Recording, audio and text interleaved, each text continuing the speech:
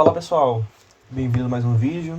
E no vídeo de hoje a gente vai estudar sobre estabilidade de sistemas a tempo discreto.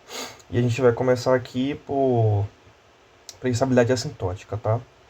Então, tem um sistema aqui que eu chamei de 1, em que ele é definido por um vetor de estados, cuja equação dinâmica vai ser o vetor de estados S, né?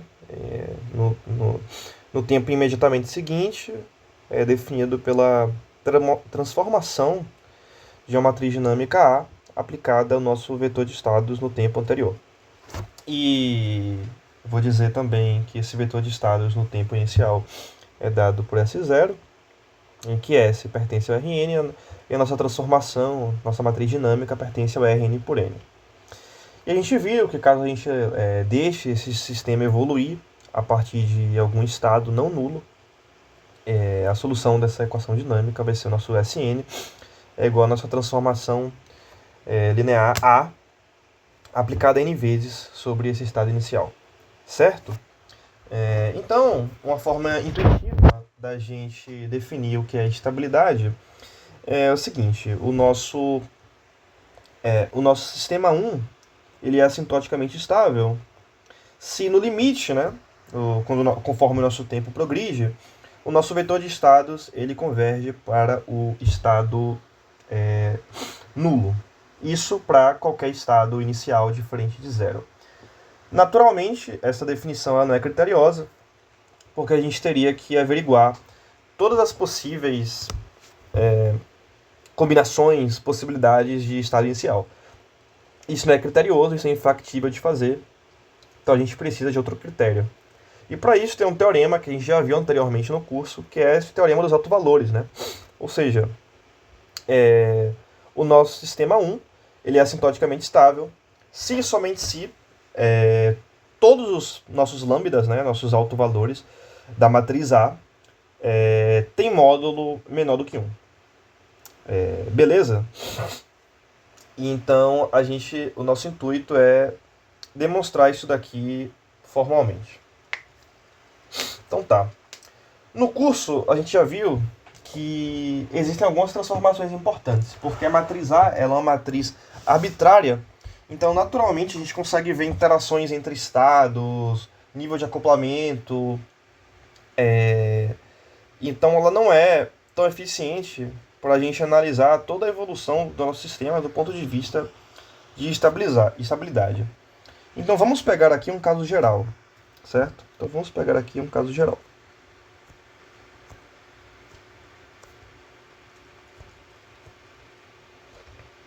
O caso geral diz respeito à nossa transformação A, ela ser uma matriz não diagonalizável.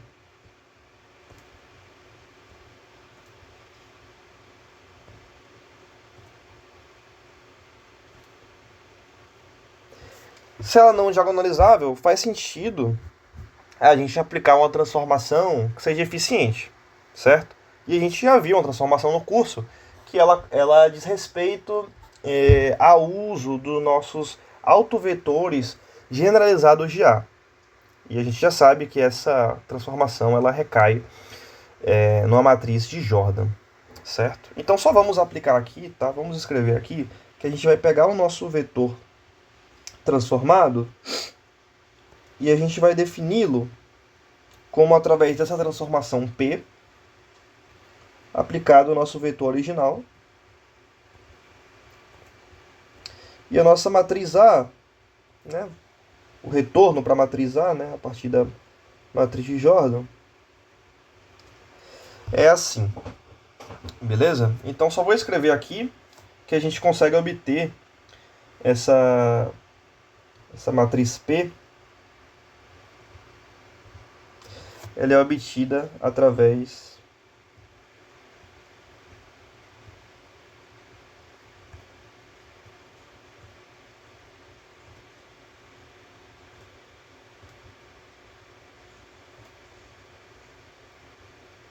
dos autovetores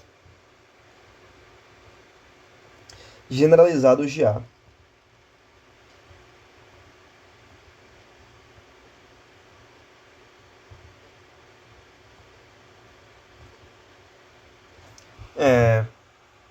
Certo? Ou seja, a gente vai ter que basicamente, enfim,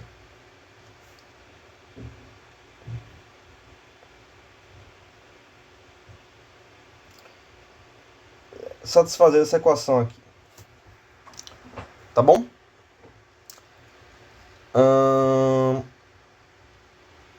Então tá, beleza. A gente vai ver por que isso daqui é bom.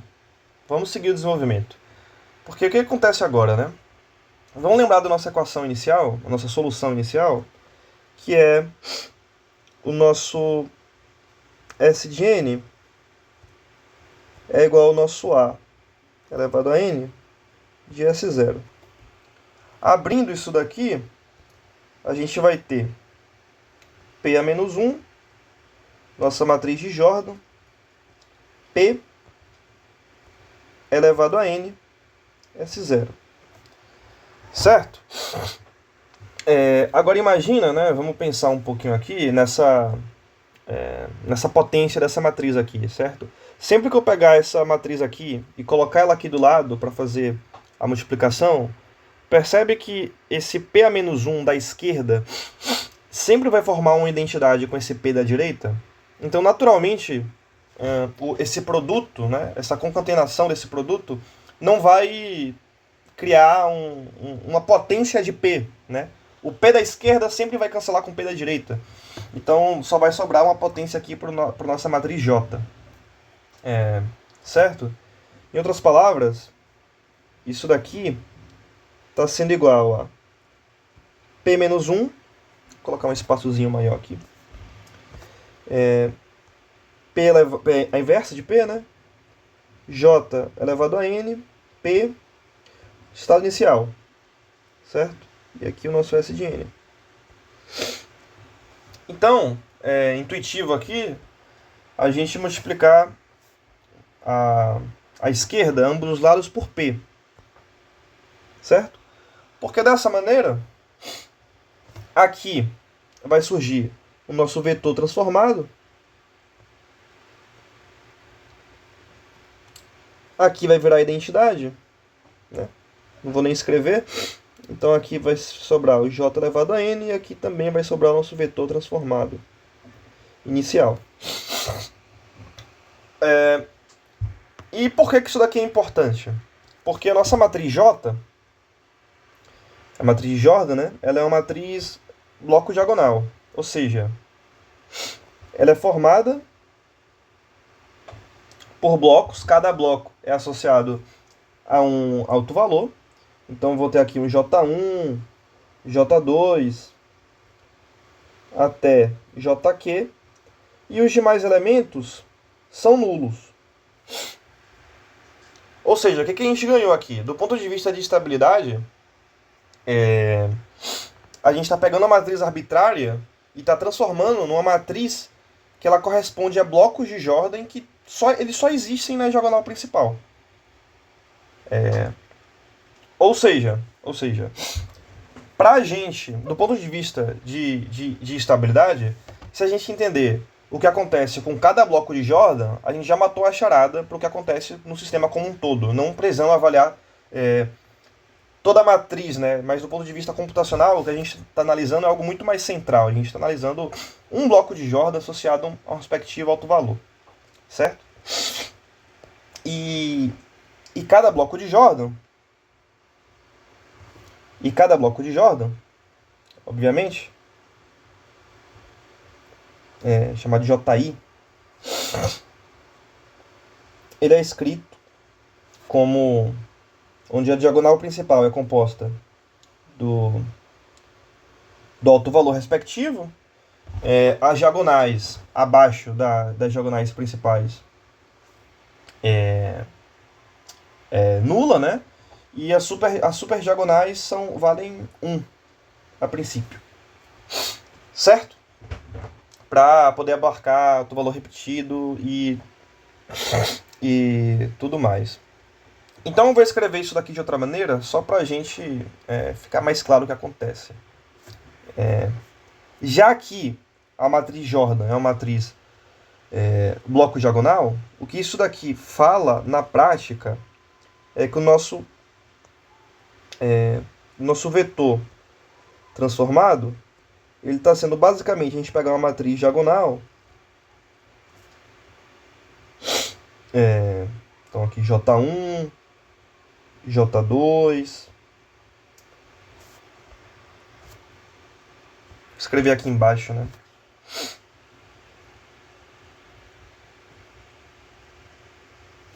J1, J2, até o nosso JQ é elevado a N. Tudo isso aqui é elevado a N, nosso estado inicial transformado, né? Só que como isso aqui é literalmente uma matriz diagonal, isso daqui é análogo a gente elevar cada elemento, cada bloco de Jordan a N, certo? Ou seja, nossa análise de estabilidade ela está sendo reduzida a gente estudar um bloco respectivo de Jordan, beleza? Então a gente tem que estudar o bloco de Jordan. E aqui agora eu vou usar um resultado, não vou demonstrar aqui, mas para um operador F aplicado a um bloco de Jordan,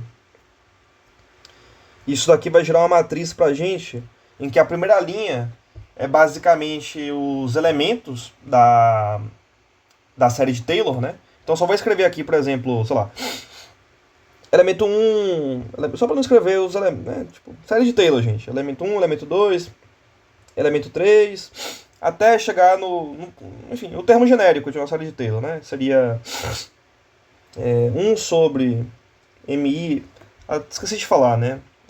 Esse cara aqui, ele depende da multiplicidade, tá? Então esse cara aqui ele é uma matriz MI por MI, em que esse cara aqui é a nossa multiplicidade algébrica.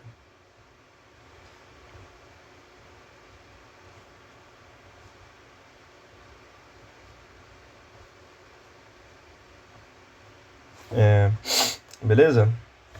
Então isso aqui vai ser MI menos 1 fatorial, a MI menos 1 nésima derivada da função, da mesma função, certo? Eu usei um Fzinho de frente, né? Eu usei esse aqui. Da mesma função associada ao alto valor.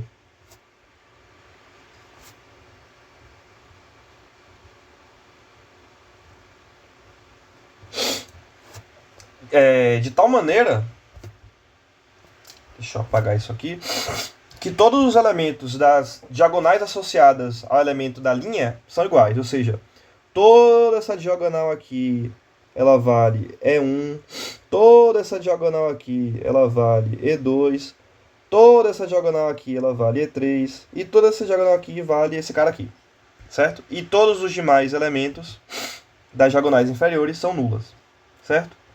Ou seja, percebe que como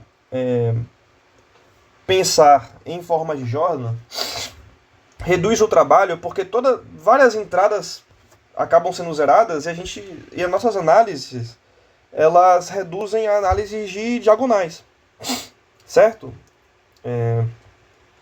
Que isso quer dizer, né? Isso daqui, né?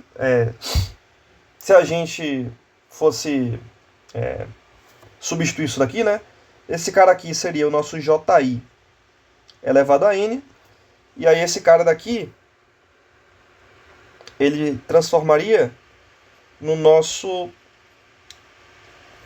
lambda I elevado a N.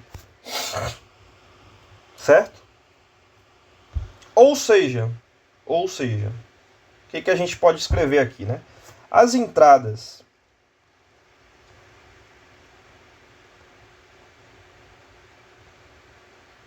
não nulas do bloco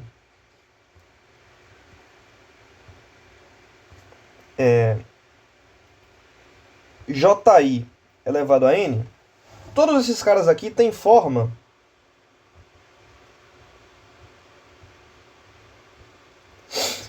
tem essa forma aqui, né, do cara genérico de Taylor, né? Então tem forma 1 sobre mi-1 fatorial, que vai derivar, a gente vai derivar esse cara aqui.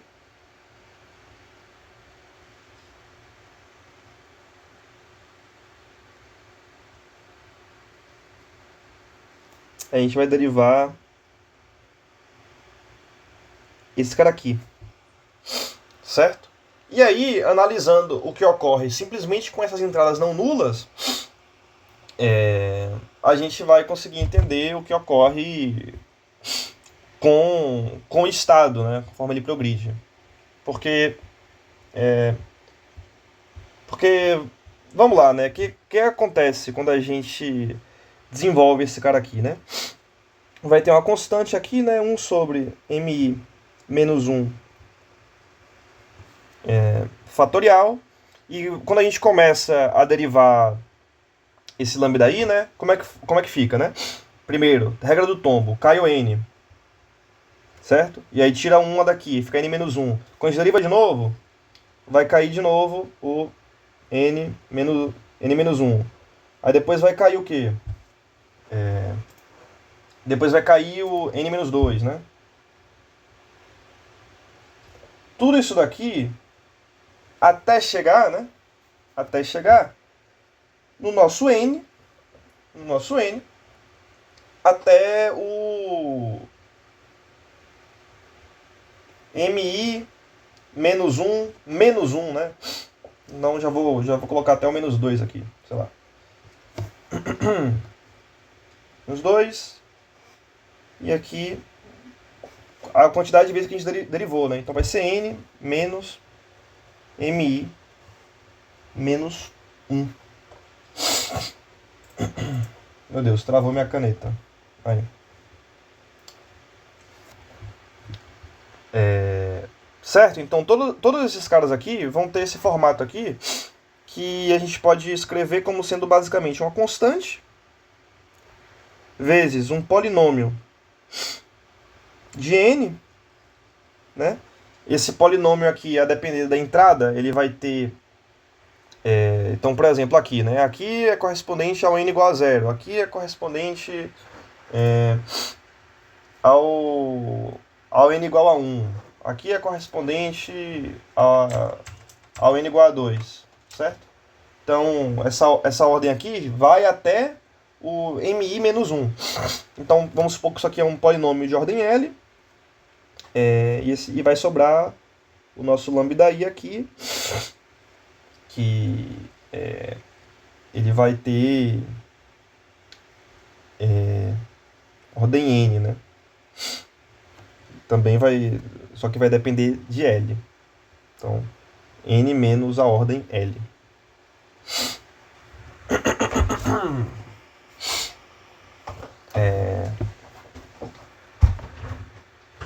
Beleza? E isso daqui é basicamente o resultado mais importante que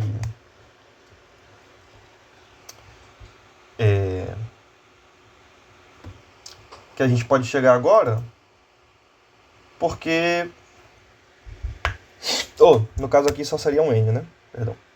Quando sobra aqui a ordem, né? Porque na série de Taylor... enfim, né? Só pegando aqui a série de Taylor, né? Que eu me bati um pouquinho. Aqui é o próprio... Aqui começa com o próprio f de x, né? Um exemplo aqui, né? E aí começa, né? 1 sobre 1 fatorial, primeira derivada, enfim, f de x, enfim. E aí começa.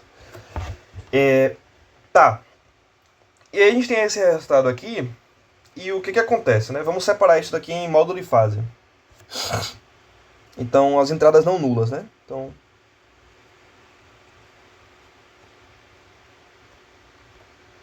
entradas não nulas, elas têm essa forma.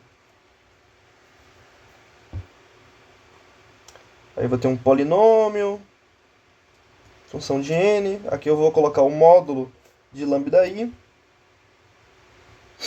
elevado a n. E aqui a gente vai separar a fase também, né? Então vai ser o E elevado a J, colocar um J com um pontinho aqui, né? Que a gente vai ter a fase, vamos chamar essa fase aqui de θ, n. Beleza? E aqui é fácil demonstrar, né? Não precisa de tanto rigor assim, que o crescimento exponencial ele supera o crescimento polinomial. Então esse cara daqui, para ele tender a zero, ele só tende a zero efetivamente quando o nosso módulo de lambda i é menor do que 1. Beleza? Então, esse fica o resultado claro, porque se isso daqui acontece, todas essas entradas não nulas vão para zero, logo, todas essas entradas aqui, né? Tudo isso daqui vai para zero, tudo isso aqui vai para zero, tudo isso daqui indo para zero, tudo isso aqui vai para zero, tudo isso aqui vai para zero, tudo isso aqui vai para zero. Então, efetivamente, o nosso estado transformado, que do ponto de vista de estabilidade é igual ao nosso estado não transformado, vai para zero. Então, esse é o teorema de estabilidade assintótica. Espero que vocês tenham gostado e até a próxima. Como é que desliga isso aqui? Ai, meu Deus, como é que...